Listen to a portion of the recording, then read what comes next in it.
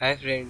तीन भाइयों द्वारा स्टार्ट की गई इस आइकॉनिक इनरवेयर ब्रांड ने कोविड-19 में भी हाईएस्ट टर्नओवर रिकॉर्ड किया 1261 करोड़। पीआर अग्रवाल, जीपी अग्रवाल और केबी अग्रवाल वो तीन भाई थे जिन्होंने मिलकर इस कोलकाता बेस्ड रूपा कंपनी को स्टार्ट किया था इन 1980s भारत में। शुरू के दिनों में इनके पिताजी वो कपड़े की दुकान चलाते जहाँ इनरवेयर मिलती थी और इन तीनों भाइयों को इस कपड़े की दुकान से प्यार था, तो इन्होंने डिसाइड किया कि ये जॉब कहीं नहीं करेंगे और ये टेक्सटाइल बिजनेस में ही एंटर करेंगे। और इस संकल्प से रूपा स्टार्ट हुई थी जो one of the market leaders है इनरवेयर सेगमेंट में। 1968 में इन तीनों भाइयों ने मिलकर विनोद हजेरी से अपना कपड़े का काम स्टार्ट किया था, जो आगे जाकर रूपा के द्वारा टेक ओवर कर लिया गया इन 1985। तब से इनकी फैमिली में किसी ने जॉब नहीं लिया कहीं भी, और सबने मिलकर इस कंपनी को एक बड़ी मैन्युफैक्चरर ऑफ इनरवेयर बना दिया है और इनकी हेडक्वार्टर्स कोलकाता में है। इनके इनरवेयर मेन, वुमेन और किड्स तक फेमस है, जो इनके brand front line, soft line, euro और भी से हर घर में पाए जाते हैं। अभी तो रूपा के प्रोडक्ट हर घर में पाए जाते हैं, पर इनकी वाइड स्प्रेड प्रेजेंस तब स्टार्ट हुई जब इन्होंने मेड टू ऑर्डर, मतलब जब कस्टमर ऑर्डर देंगे तब मैन्युफैक्चर होगी, उस अप्रोच को अपने इन्वेंट्री बेस्ड मॉडल पे कन्वर्ट किया। जब बिजनेस नया था तो रिसोर्सेज और फंड्स तो लिमिटेड थे, तो पटना में एक एजेंट हुआ करते थे जो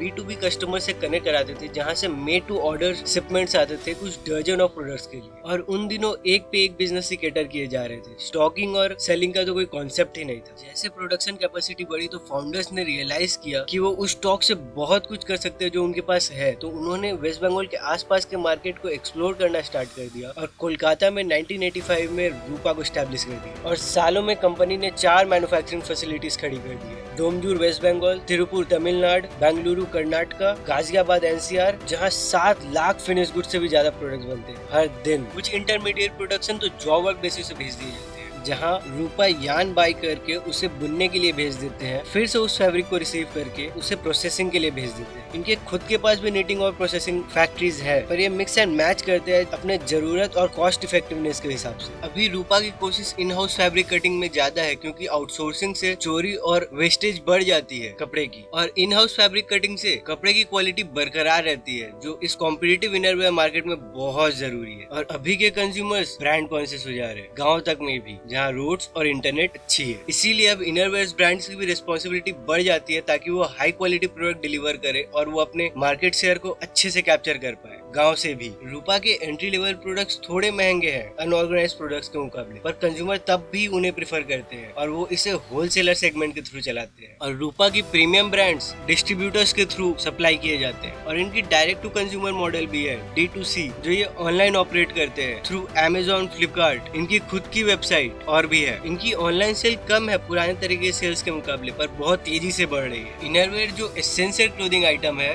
वो इस कोविड-19 के पैंडेमिक वाले सिचुएशन में भी सिर्फ सर्वाइव ही नहीं किए, पर सबसे अच्छी रिजल्ट्स भी दिखाई। जब दूसरे इंडियन बिजनेसेस स्लो डाउन हो रहे थे और उनकी रेवेन्यू ड्रॉप हो रही थी फाइनेंशियल ईयर 21 में, तब रूपा ने अपना highest ever net sales turnover experience किया 1261.22 करोड़ का, और प्रॉफिट आफ्टर टैक्स 180.90 करोड़, जहां फाइनेंशियल ईयर 2020 की नेट सेल्स टर्नओवर 941.4 करोड़ और profit after tax 80 crore. Financial year 2020 में डिमोनेटाइजेशन और GST के कारण लोकल रिटेलर्स अपने परचेज को लिमिट और उनकी पेमेंट को भी डिले कर रहे हैं। 2021 में इनकी सेल्स वॉल्यूम की ग्रोथ बहुत तेजी से बढ़ी है फॉर्मल वेयर और पार्टी वेयर के मुकाबले।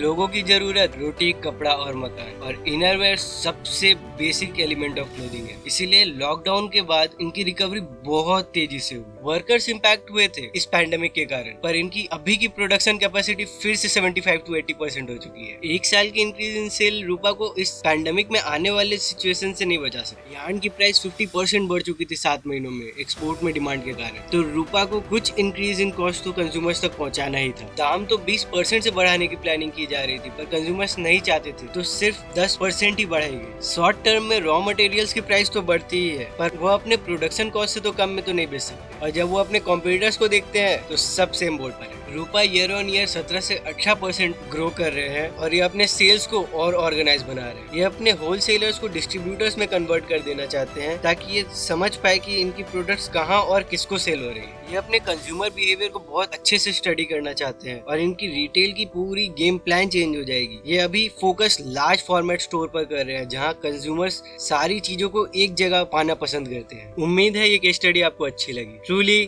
Thank you.